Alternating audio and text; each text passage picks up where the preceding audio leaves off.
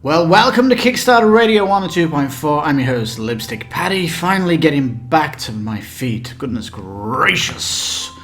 I don't know why when I get hit with illnesses it takes my voice away.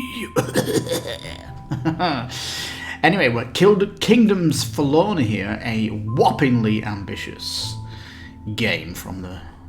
Well, I wanted to say the makers of Aeon Trespass, but that's not even out yet, is it? So they have that project still waiting for many reviewers to give their final verdict on that. So I don't know why this Kickstarter came out early, actually. Couldn't they just waited for Aeon Trespass to get out? Because once people learn how good that game is, if it's good, that would bring more excitement to this game. In fact, this... You know, I'm a bit surprised that it's not got over 1 million, but I think there's no hype behind it to push it past that. Anyway, the genre that they're saying is dark fantasy, but really I would say medieval post-apocalyptic is what it is. Many of the cities are being destroyed and there's like a band of knights that are religiously fanatical, staying in the light is who your characters are. And it has this weird, I'm going to say weird because it's like a drop-in, drop-out system with the campaign. And the campaign is also weird as, you know, your character is almost billed as like a role-play character. And you could like just pack that character up, go to a convention and play an adventure with that character, and the game promises to kind of balance you out with the power of the other knights around the table. Weird, right? So, now you are going to be battling on a big board like Kingdom Death Monster. What does that mean? A board without detail. There's like terrain that goes down on it, and there's more mobs on it, but essentially you're going to be chucking a lot of dice, and it's very, very swingy. So we don't like dice combat, you know, and very swingy stuff. It's definitely not going to be for you. And if you like dungeon crawls, I don't think this is going to appeal to you either. They have this walking around kind of a city thing, but it's on cards, and you'll see as we go down the page. It's like, who is it appealing to? They've recently done a deep dive on the solo experience, and they're pushing that hard that there is going to be this solo part. And yeah, there is some things I do like, and there's some things I don't like, but I think the things that I don't like are basically the art direction. I'll say that far. You know I'm a stickler for art. Dear me. Anyway, this bloody video here, what is it? 12 minutes 55. I mean, half of this video is just looking at the minis. The game promises to be mini heavy, and mini heavy whilst having standees at the same time. So there is this concept of God, so it's monotheism, and there's demons and devils, and then there's the Knights of the Light. I mean, it all sounds interesting. Of course, you're going to customize your knight. It's almost like you're playing a role-playing game, but you've been forced to play a knight character. Like you've already been boxed in as a knight character. That is potentially going to upset people because, you know, I want to play a healer in cloth armor. I want to play a wizard. I want to play a bard, a warrior. It's like, no, you're playing a knight. So it's like, oh. You know, because it doesn't role play. You select your role. Well, here it's not role play because you have to play the role of your character. There is kind of a story behind it and everything. So you're like dropping into someone's boots and leveling them up your own way. So there's that.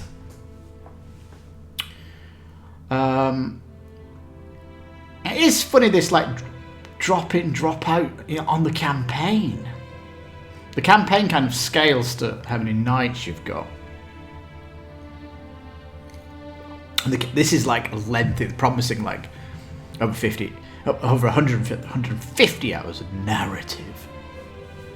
And there's expansion boxes adding 50 hours each and stuff like this.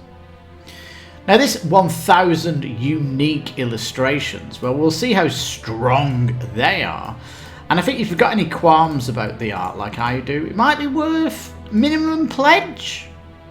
And they have said if you go $1, is it €1 here?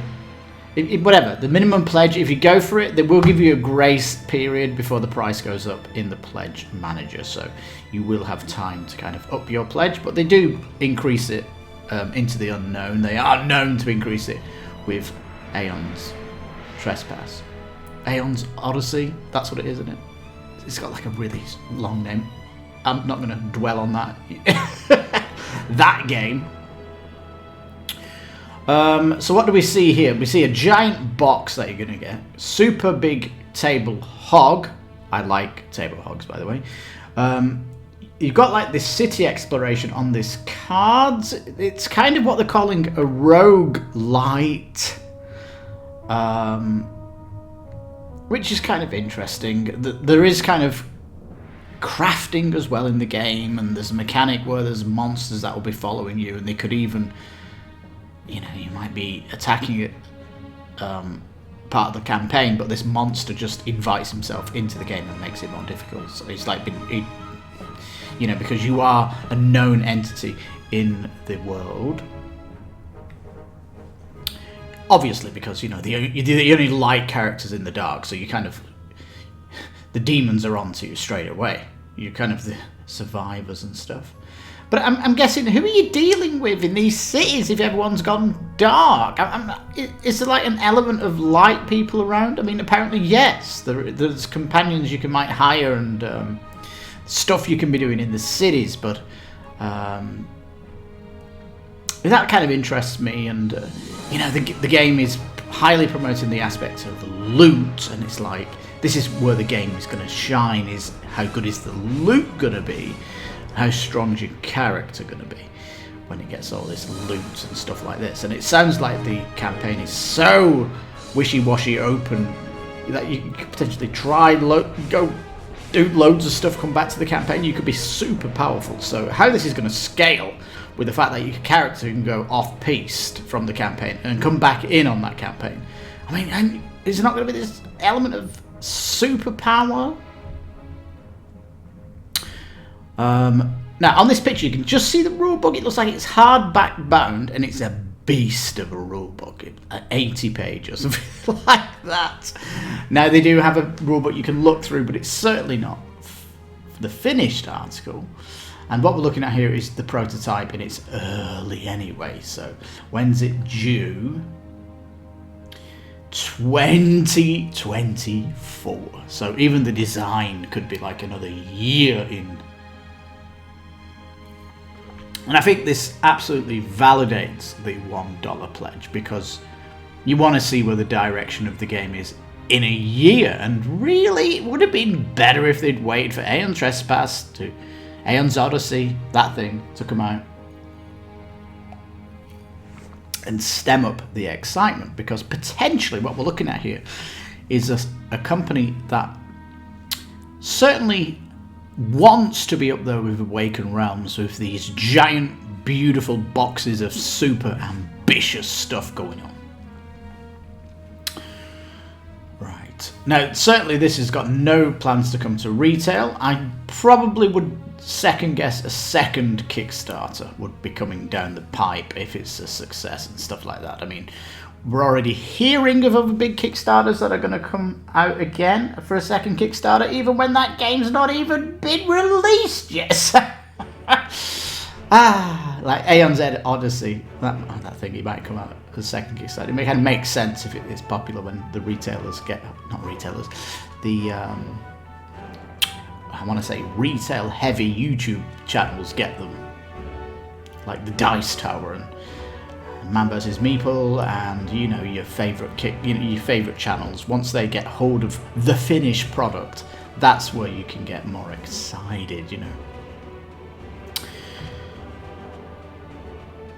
what I find funny about this, it's kind of launching the thing. It's weird how it's set up. Anyway, we've got stretch goals right at the top. And I would have liked to have seen contents of this massive box. We've not really seen that. Followers, it says you can hire, rescue them. Some of these people, it says you might not be able to trust as well. So this can be a little bit risky. There is this aspect of the world where there is this aspect of trust and stuff. Now, if you look at this page here, it's definitely heavy on story. And if there's 4 people around the room, that's 1 person reading it. So I hope this gets kind of... When I say app, I don't mean an app to play the game. I just mean a app that goes with it, you know.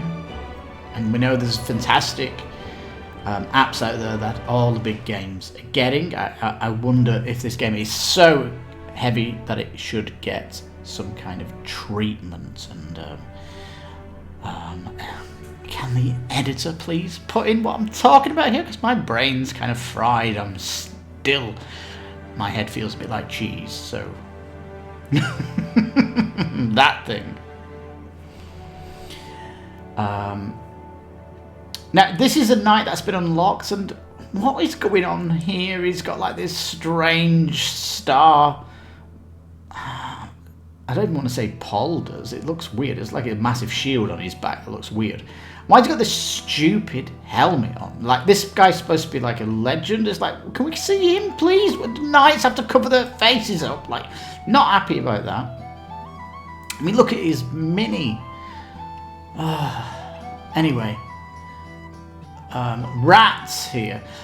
I don't understand when you've got standees why the standee art has to be the same. I mean, if you've got minis that are the same, you can at least paint them different. But when you've got standees the same, it makes it even worse. I mean, dear me, you know, you could have easily updated the art here. I know this is like early and we're in prototype, but can you really see them like going into the standees? I'd like to see that as a focus, really. Because I think this copy-paste stuff is worse with standees, because there's nothing you can do to change them. But they do have a standee. They have this like translucent standee, which is considered acrylic standees. They are the best ones you can get, and they have got this nice sturdy base, which I'm in favour of.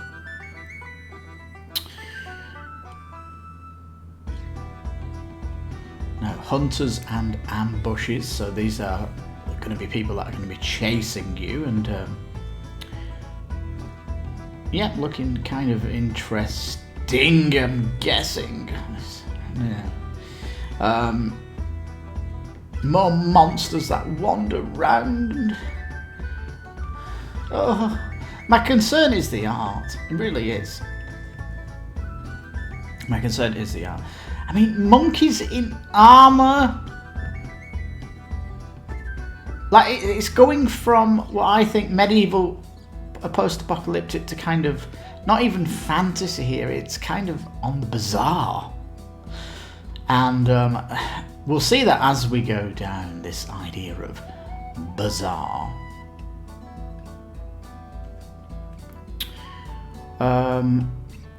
More saints with their faces covered, because of course. Yeah, I don't understand why they'd be covering their face up or anything like that. It just looks daft. I like the haunts of Utbrant. Like, the language is funny, isn't it? Polish team, by the way. We've got these stretch goals yet to unlock, and I think, you know, having a million one is kind of optimism at the minute. It says a standee miniature transmutation. Right. Transmutation is changing one thing into another. So you're going from a mini to a standee?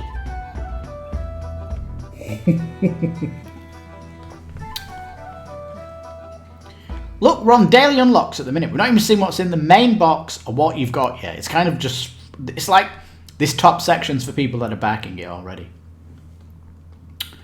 Hang on. Yeah, the core pledge there, $158. Jeez.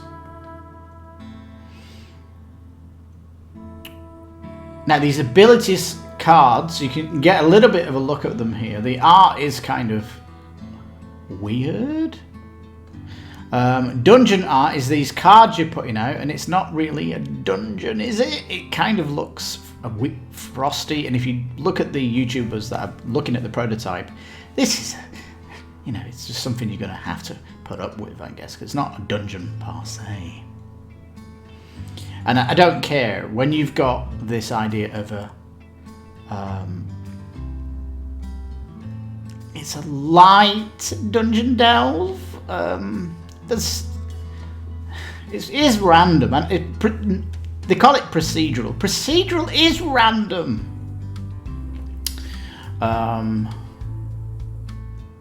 Right, so they've got these mod stuff coming out, and they're kind of updating it nicely in the stuff. Right, so we've got these arts, but they might as well be postcards, right? Because we're not seeing anything like this. Right. Board game you cannot miss. If it's a board game you cannot miss, that probably means you're going to come out as a second Kickstarter, right? Because definitely a risk, this campaign. I'll say that much. Drop in, drop out co-op. Dynamic difficulty, smart director. Like, that sounds promising, but is it achievable? These are all risks on this campaign, of course. Dungeon delver, not really dungeon crawler though, is it? Here we go, look. Gone are the days of pointless wandering through random rooms. What game is that? In this game, every move of your party counts, and even though the kingdom is created as you play, ensuring no two delves are alike. So, like, hang on, there is this weird aspect of contradiction here, because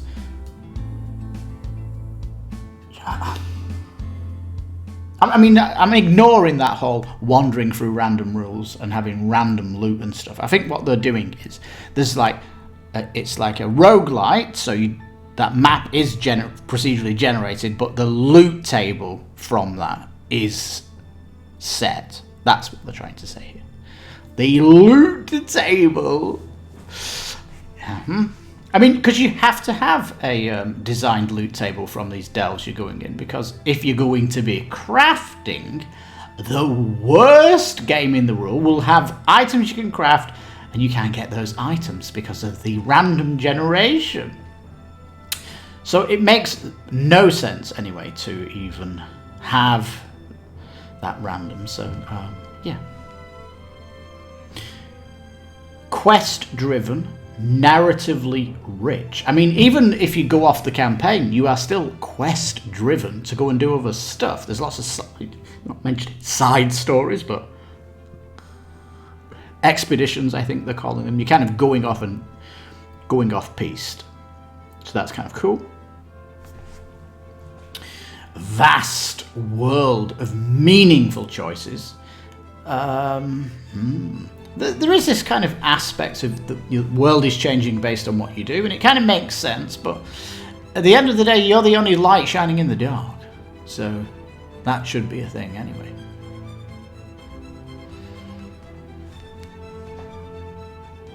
But yeah, it says, customize your night over dozens of hours of delves, battles, stories, hard choices, permanently influence your character, their loadouts, their story, and their end. Combat is coming from, there you go, Aeon Trespass, Odyssey, game not out yet. Not delivered yet. Although loved by YouTubers.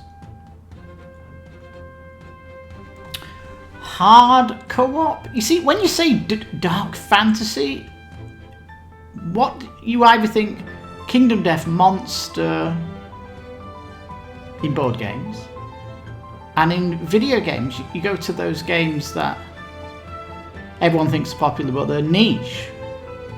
Dark Souls is what I'm talking about. You think Dark Souls is popular? If that was true, Sony or Microsoft would have bought them outright. They would have taken over the company. But everybody knows there's not that many people play those games. Just YouTubers go crazy over them. So fans of this dark fantasy kind of, you think Kingdom Death Monster is, people talk about Kingdom Death Monster being really fucking big in board games. I can't believe I just did a F-bomb. But Kingdom Death Monster is niche, still has like mega expensive price to entry, and is mega like overrated. Permanent changes. This looks good, doesn't it? This suggests legacy if there's a permanent change. New rules, legacy, doesn't it? Sounds like legacy. New items and stories. So legacy is within this. And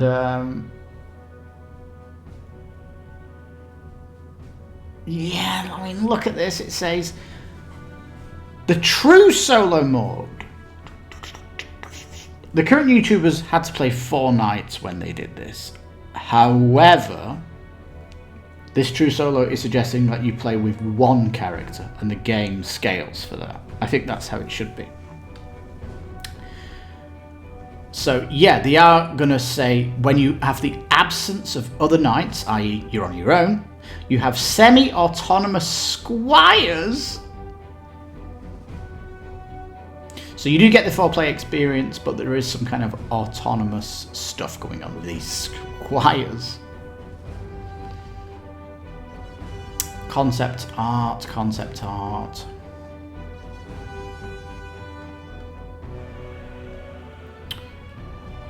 Okay. I'll stretch goals. Obsessed with stretch goals. What's in this box? What's going on here? So they're your knights. We've got a melee with a big sword, melee with a spear and a shield. We've got wizard. Looks like he's got a fireball he's casting in his hand. Is that a knight? Give me a break. And we've got a guy with an alarming moustache and a monkey sitting on his head. Weird. Saints with these silly outfits on. With standees, which are copy-paste art. This is just stretch goal. Egg Knight. Talk about stupid helmets. What is going on? This is ridiculous. I don't appreciate this. It's like it's a vulgar mini in this serious world. It just looks appalling to me to have this kind of... Because it almost borderline... You expect to see this stuff in Final Fantasy, but Final Fantasy is like anime fluffness. It's not dark fantasy. Yeah, it's kind of some Japanese quirkiness that's coming here, and it's I don't really appreciate this. So this is stuff that is coming in the box. These minis. Devil of the Smelted Fears. He's not going to talk much, but he's got a bloody big tongue coming out. And this big chair here of the Puppet Knight, and I like the fact that it has this hand on it because they have probably been brought over by, what's the word? Possession. The knight with another helmet on. What are they putting these helmets on? Obsession with these weird helmets, like, it's like someone's put the armor on the knight, and they just made a boo-boo with the helmet, and I'm like, come on. Shouldn't the knight look? Shouldn't the dragons look like ferocious? And this just makes it look daft.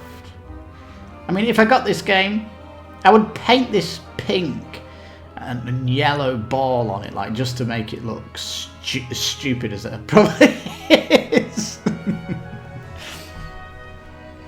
I like this princess here, how she works. She's going to kind of buff all your knights on the table, but she's something you're going to have to protect.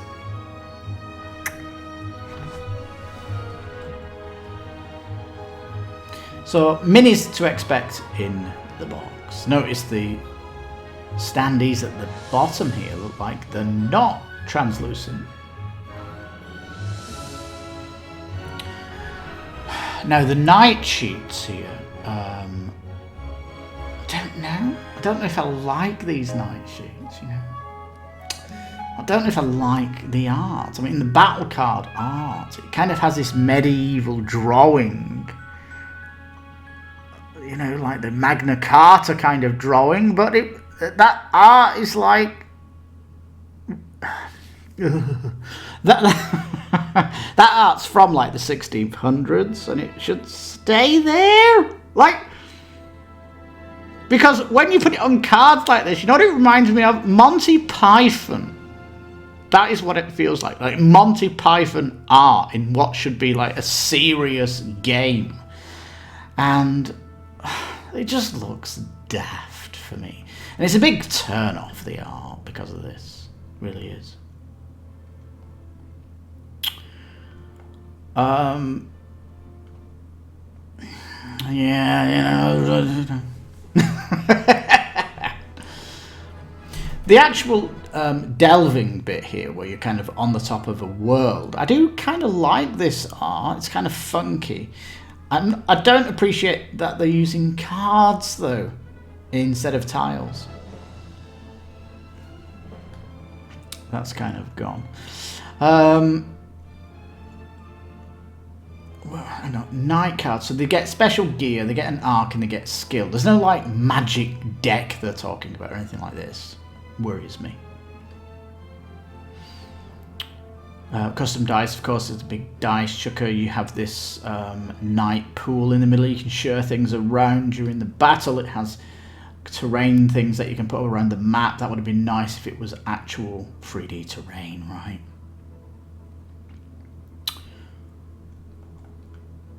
Boards and stuff, you know, got to be tracking stuff. It is a complex game, heavy. I'd say 4.0 out of 5 heavy. You know, this game is definitely for gamers.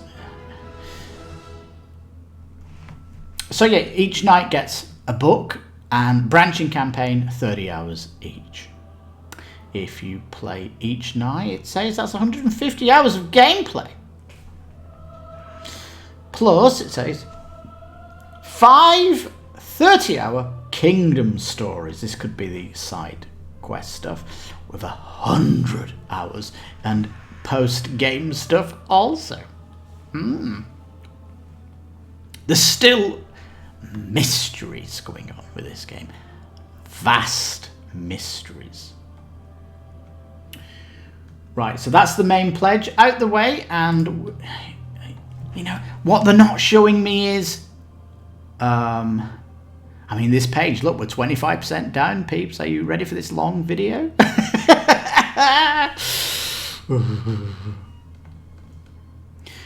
This box here, what's that? Is that the next pledge with this box? We're going up to 250 bucks now. Wow. It looks like this is the only add-on box, so let's hope it doesn't rise. 10,000 Succulent Fears Deluxe Expansion. What a strange title. You're going to be delving under the earth here. It's like the mines of Moria from The Lord of the Rings. The Schweinweit Wreck, like... big box, loads of minis. It's like a 50-hour campaign. More weird masks going on. And big minis. And this thing calls itself a dragon with a face like that.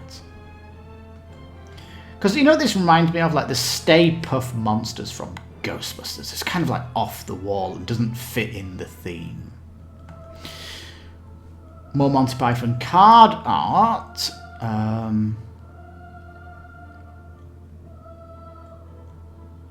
More loot cards, and like, why are they not showing us these loot cards? And all this, you know, the 1,000 pieces of art. Well, Monty Python art.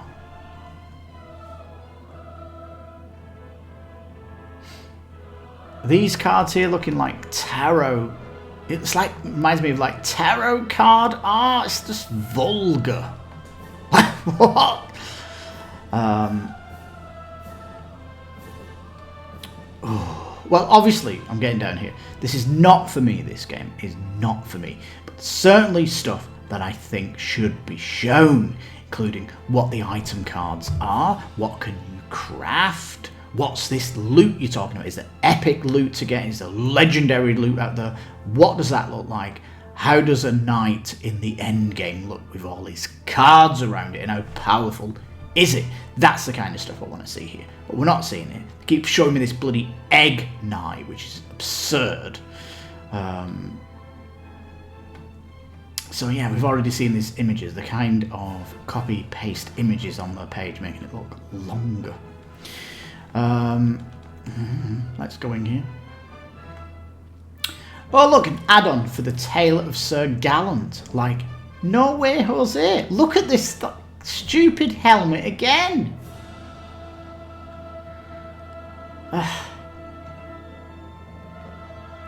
This is a 30-hour campaign that you've got to play with this douchebag.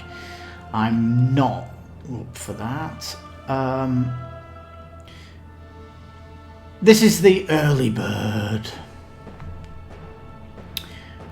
The Commonwealth Princess. At least she's not got a helmet on. And the little monkey here, which is kind of fun, I'm guessing.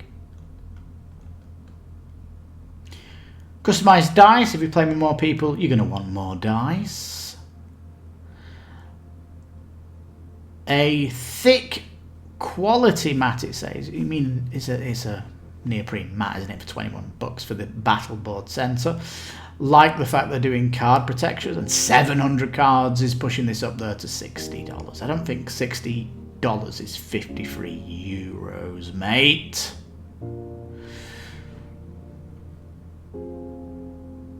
And if you get in the expansion, there's more sleeves for that. So sleeves it totals $100. That'd be over 1,000 cards. Hang on a minute here, peeps. Let me think.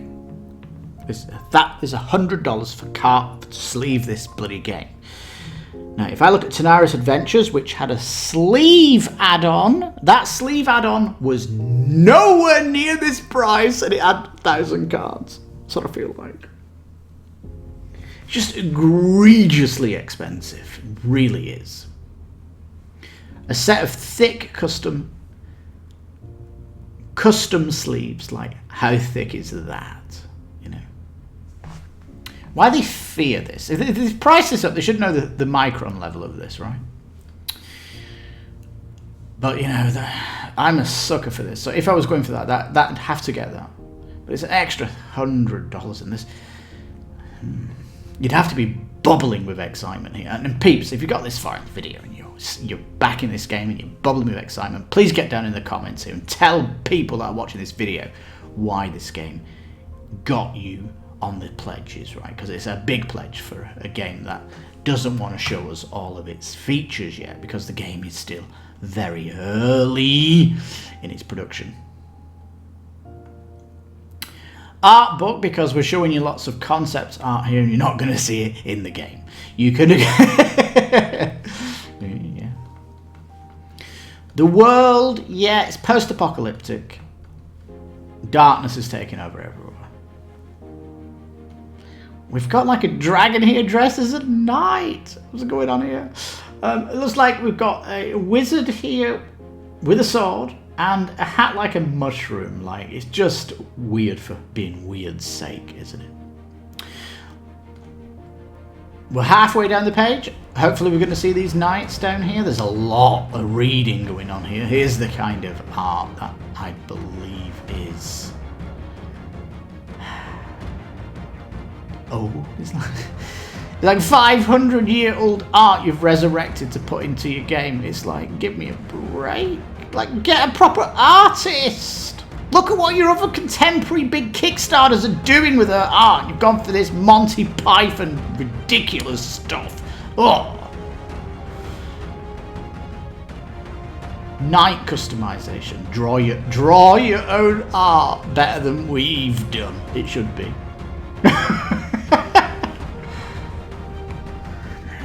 I mean, look at that art for knight pose. It's got jester's feet. Those shoes are like a jester. It just looks silly.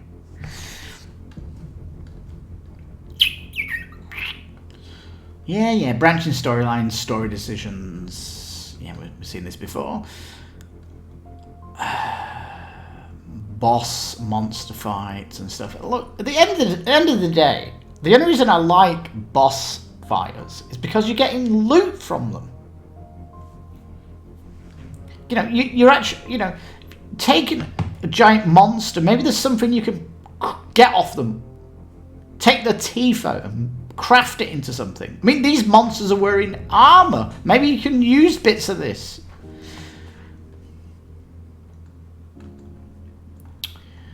More lore here. Yeah.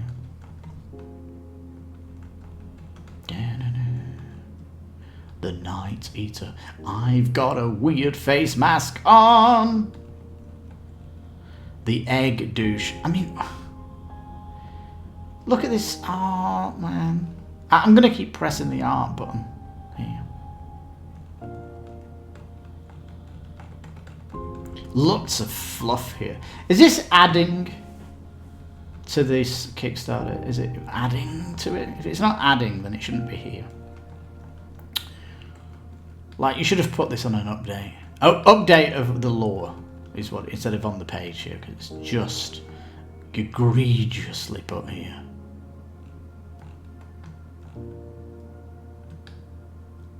I mean, look at this fantastic art that the concept artist has done, and then they've relegated it to the absurd. Like, does it look like this guy here who's got sausages going around his inner there, and he's got meat hanging out? He's like a butcher, isn't he? Pig's head, nice bit of steak, sausage, looks like leg of a pig. And they've put like Harley Quinn stockings on a jester. It just looks daft as a brush, is what it looks like. These are the knights, aren't they? These are the characters you're playing. The butcher knight. Renholder, who looks like a crafter. Again, look at this art, and you've relegated it down to this terrible art. I'm just daft. A mage knight, fancy that. And if you're showing us these characters, why don't you show us some of the skills? What spells? Stoneface, of course. This game is all about stupid masks, isn't it?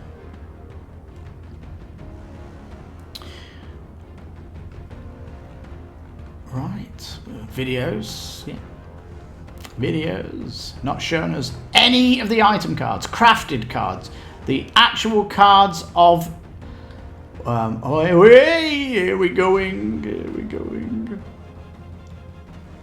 The gear cards, look at them, so basic, oh my god. It's like a board game from the 80s. I always say, oh, look at these cards they've got.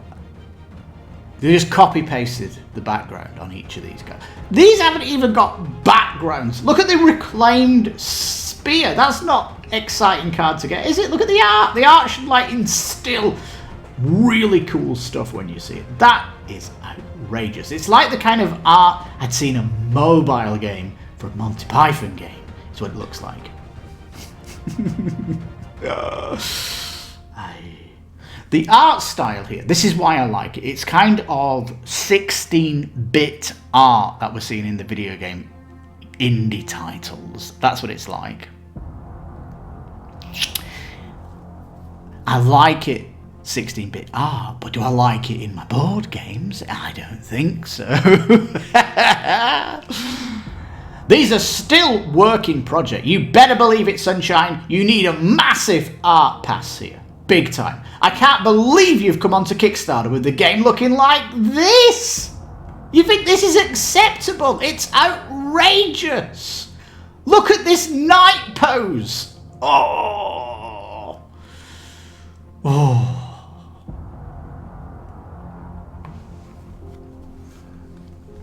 Our philosophy is art doesn't exist in a void. Here we go. It needs context to be fully realized and appreciated. The great paintings and sculptures are as much a fruit of the artist's labor as they are of the times they were created. Hang on a minute. The minis have a miniature artist, right? That doesn't... The artist that's doing your 2D images, that's someone different. You know, you've got the concept artist, and then you've got someone who's doing this stuff. They need to be fired, because it's just not welcome. So, this idea art doesn't exist in a void. Well, this art exists in 1600 on the Magna Carta, and you need to leave it there, my friend. No import taxes, by the way. Hopefully this is a trend that continues. And fairly reasonable shipping prices. Of course, this is estimated. If you're worried about this one, get your low pledge in. There's going to be one wave shipping, they've said. Although any expansions we unlock, that's going to be on the second wave. This is what I mean, Monty Python art. Yeah. About us, yeah, we got Aim Trespass Odyssey. We're 2 years late, not got it delivered yet. COVID, you know, COVID stuff. And according to this, we're a 3-man team. 3-man team. No, it says we've got dozens of illustrators, 3D modelers, UI graphic designers, editors, writers, coordinators, testers. Oh my goodness, man. Here we go.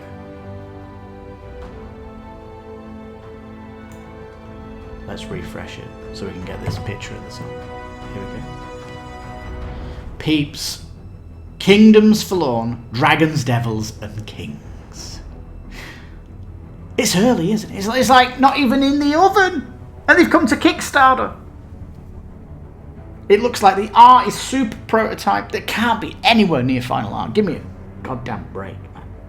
This is like a risk putting a minimum pledge on this. You know, not explained about what a night is like.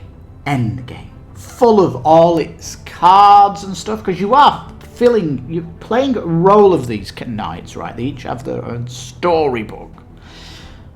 Why am I going on these delves? Why am I going off the campaign? Like, why am I doing that? Is there like amazing loot out there? I want to see the loot. If you're just fighting monsters for the story, that's crap. I want loot. Oh. And yeah, I need to see more of those systems. I want to see what kind of loot you're getting. I want to see legendary loot. I want to see great recipes that you're crafting. You've got a lot of reading going on during this game. That needs to have some app assistance. Jesus Christ, that needs some app assistance. I mean, I'd rather listen to it on a phone, getting professionally read out with music and actors doing it, than you're just having it on a book thing. Like, so yeah, I'm not happy about that. It's definitely not a dungeon crawler. And this idea about being a massive board game, well, you've not even told us the contents of the box, have you? Not showing us how many. You know, you only know it has 700 cards because they're selling you really expensive sleeves for it. They're not telling you anywhere else the contents of the box or what kind of stuff you're getting. So this is like, I don't know, it's like we're promising you loads of stuff. Look how good our last Kickstarter turned out to be. We don't know how that has turned out to be because it's not in reviewers' hands.